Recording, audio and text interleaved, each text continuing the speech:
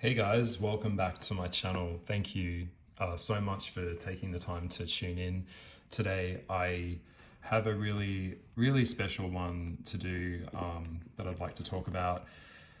I've been having a really rough time lately, to be quite frankly honest, and in the mail something came, which is very exciting. It's very cool, and it's nice in the dead of winter when something arrives at your door, and it is the Purgatorium and the Purgatorium deck. So I thought, why not do a little video sharing it? I always support any independent artist, and I really want to be a part of spreading the word and getting the support out there for people out there that are like myself, that are just trying to make art and support themselves. I have just such a deep respect for it because I've been there and I'm in the same boat as them. So I do talk from time to time with the creator of this deck. You probably know of his Instagram, of his channel that he's got going on there, and his social media, and it's Jens Friborg. I hope I pronounced that correctly. I'm so sorry. I think he may be from Copenhagen originally. I'm not sure. I don't know. And Spanish in there too. I'm not sure, but I will leave a link to. Hey, I know he's a Leo, so yeah. I will leave a link, if you'd like to go find his Instagram, and you can pick up a copy of this deck.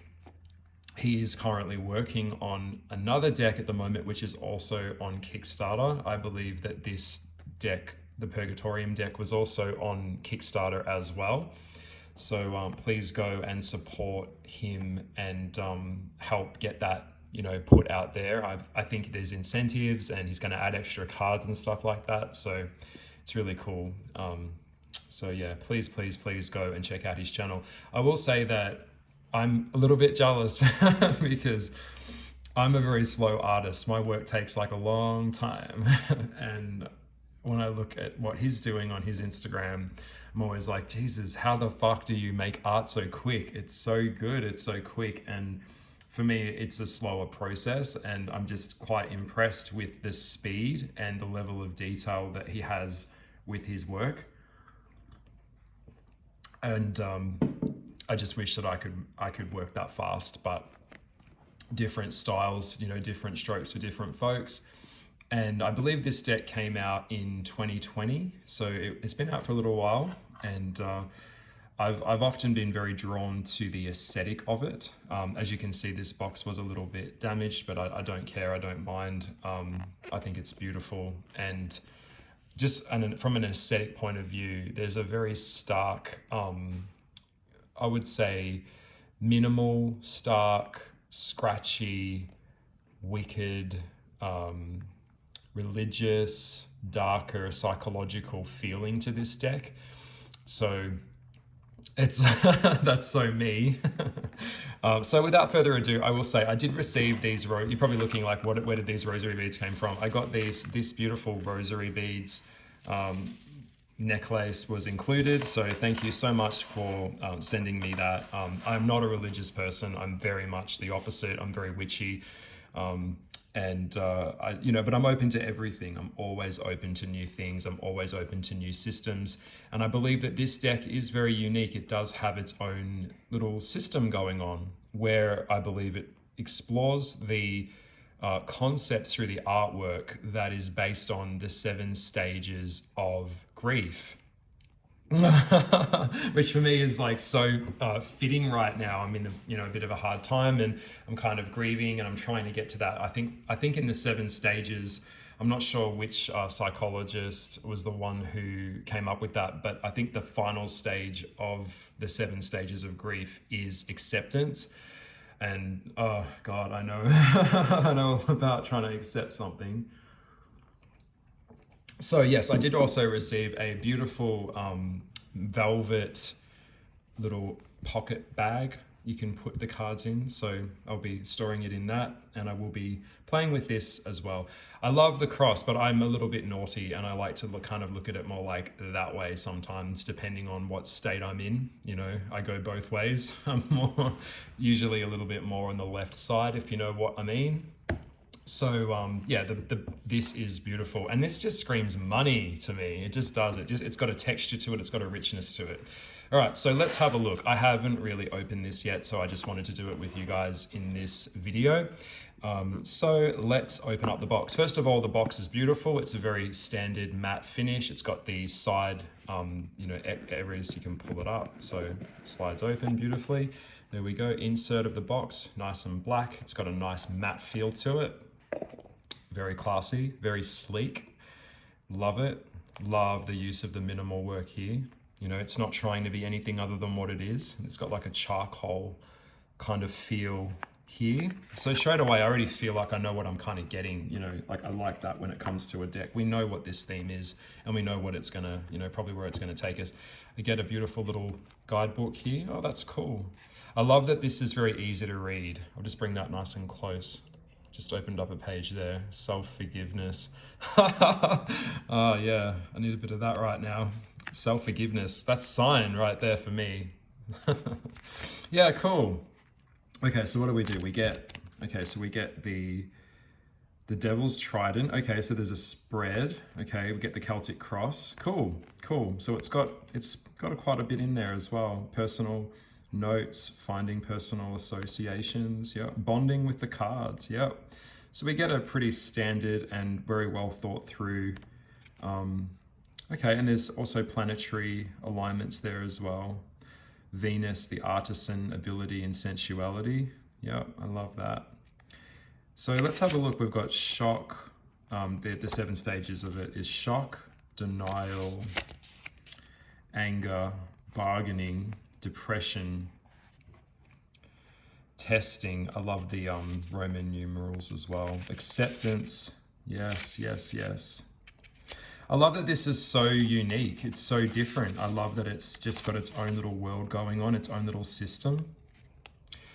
Straight away, this book feels like American Horror Story. It feels like season 3 of Coven, the season Coven. My favorite show, my favorite season was season 3. If you haven't checked out that show, I feel like the energy of this is, and this also feels like a Bible as well. Like the, like I don't know, I believe that Mr. Friborg is religious. So I don't know whether that's Catholic or Christian, I don't know. But what I do know is that this feels like a Bible. So a very pilgrimy type of feel to it. So let's have a look. So I'm guessing this is the first one. I'll bring it nice and close so you can see. This cardstock is beautiful. What a beautiful cardstock. I don't know if that's 350 GSM. It's pretty thick. It's quite sturdy. Very, very well. Attention to detail. On point. Absolutely beautiful. Slightly off-white as well. I'm not sure if it translates in the camera. Like, I think it might be a linen finish there, but yeah, very unique. I love that this is just so unique. So we've got death is number 1, so that's great. Let's have a look at that. Someone dying. I'm thinking of like Nan from American Horror Story. I'm just going to do a bit of a walkthrough. I might flip it over this side when I go that way. Yeah, this one, apathy. Oh, I've been talking a lot about apathy actually. This is really cool. Very unique style here as well. You can see the use of black and white is done exquisitely, and the hands pulling up. Apathy usually turns to hatred when the love isn't reciprocated, I would say. Bitterness. Yeah. I think this is a thistle here in the middle. So it's like, you know, bitter, it's hard to touch. You know, it's not sweet. That's great. That's a great one. Possession. Wow. Straight away, that just kind of reminds me a little bit of like the Annabelle. God, these are very hardcore, but I love it. I can see that this is something quite so unique and so special. And I'm not really a big oracle person, but this This is just screaming something to me. Deception. Got the two sides there. So one side saying something, the other side saying something else at the same time. Got one eye shut and one eye open. Beautiful. I don't know what this was done with. I'm guessing pen. I'm not sure. His artwork at the moment, he's doing an astrological deck as well. So please go check that out. Like, I can't say enough, like this artist, like he keeps showing up and doing work. And I mean, it just throughout, despite everything that's been going on in the world, I'm always seeing something wonderful pop up on his Instagram feed. And so I'm just so happy, more than happy to support this. Self-forgiveness, yeah. I like the idea there. I'm not going by the book or anything. I'm just purely looking at, this is the first time that I've seen these cards. I just wanted this to be a very real and raw look, but we see someone holding like their inner child, I would say, or like a smaller version of their inner self, like their higher self. Is that self-forgiveness is being kind of gentle on yourself. Yeah, very, very cool. Dignity. Yeah, we've got to keep our dignity. Keep the flame alive. Don't let anyone snuff it out. It's a good one. Bound. God, these are quite sexual as well. You can see it's like a Baphomet or a devil. I'm not going to say it. I might get my video taken. That's quite cool. I'm thinking of like this vibes for me right now is like pilgrim meets religion meets Bible meets New England folklore. I'm kind of like just tapping into the collective of this energy. It feels like hay bales and plowing a field and kind of like that medieval feel to it where it's the old ways versus the new ways kind of thing. There's so much I'm pulling out of this already. Oh, loyalty. Okay. Yeah, I know I've seen this card before. There's another artist that I know that does a lot of very, very hardcore demonic artwork as well. I don't remember. His Instagram is constantly taken down and he's banned because it's way more sexualized than this. But I love that this has a sexual tone to it. It's not, clearly this is not afraid to express what it's trying to say. Like, and I love that. That's what I say. If you're making a tarot card deck, just do you. And don't be concerned about like what other people are thinking or whatever. You have to like your work. And I love the fearlessness in this artist because, you know, this is his style. This is what he does and he doesn't give a fuck. And I love that. Dispute. Some kind of conflict going on there. I'll try and pull this closer so it's tied on. Yep. It's great. Innocence. It's like the ghost. The white sheet. Sorrow. Yeah. Look at that, like in the background, it's like the monster, you know, the subconscious. We've also got the astrological signs here as well. So I like that. I'll look at that a little bit closer later. It's like the room in our mind, that dark room that we have in our head, that we know that there's something in there and it's always there, whether we choose to, you know, see it or not. But it's like the dark passenger that we carry with us, I guess. Revolt. Yeah. Love it. Love. I get like a Gemini vibe from this one. This is beautiful. These would look really good also just in like a color, like a wash color over it as well, like a cream or something. This is one of my favorite ones actually. I love the death card. There's quite a few, but that one's sticking out to me a lot. Love it. Identity. This is evocative, kind of wearing a mask. I don't usually go by the guidebook when I get a deck. I just like to go with what I feel. You know, at one point I thought with my own decks, I wasn't gonna do a guidebook because I was like, I don't want you to have my interpretations. I want you to have yours. But yeah, identity. You know, I think we're all kind of like mirrors of each other. We're all mirroring back to each other a little bit, for sure. This is amazing. Wow, paranoia, yeah. It's like, would you like some paranoia? Here, have some paranoia. Neurosis kind of thing. Digging.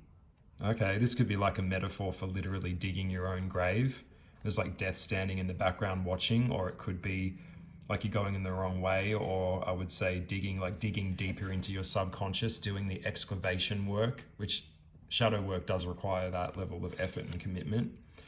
Buried, yeah. I've been feeling that lately.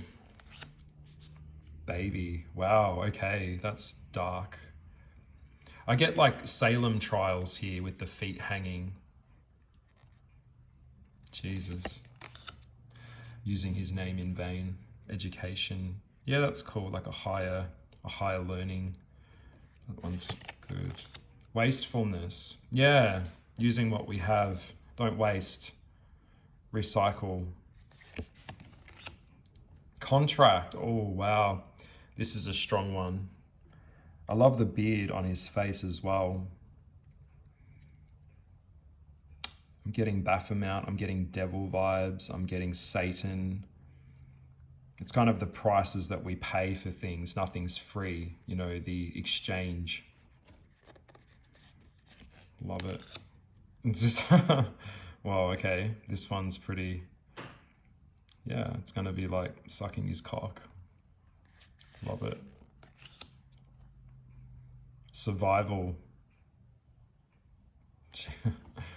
Wow, I'd be interested to hear more about this one with the star. I'd love to hear what the artist, creator, Mr. Friborg has to say about this one. This one's really interesting.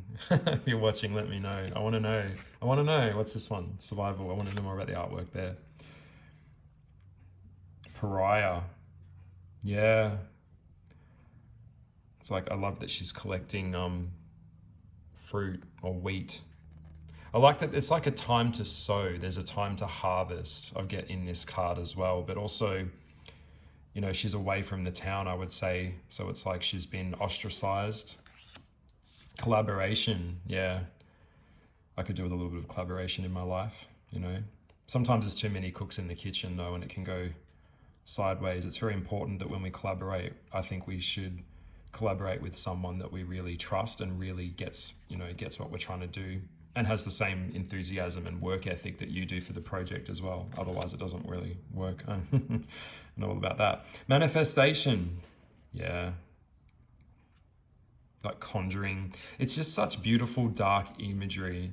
It's exquisite. It is detailed, but it's also simplistic. His use of positive and negative space is very well positioned. Self-righteousness, yeah. Yeah. Vanity. Oh, yeah. Force. Well, this one's intense. I get like Samara. I don't know if that's her name, but the girl from The Ring with the hair. She's like forcing her hand down his throat, holding the snake. This one for me would be like the strength card equivalent in the tarot. Herd. I love that they're sheep, you know, following. So I think what it would be is that, and I don't know, correct me if I'm wrong in the comments, what you would do is that you would take these cards and then it could be like, one could be like the archetype of the person, and then the other one could be the thing that they're in resistance to. I guess repentance. That's very religious, that kind of punishment. There's a theme here that's very much about like religion, which is kind of like you're connected to a higher system or a higher force of divinity. And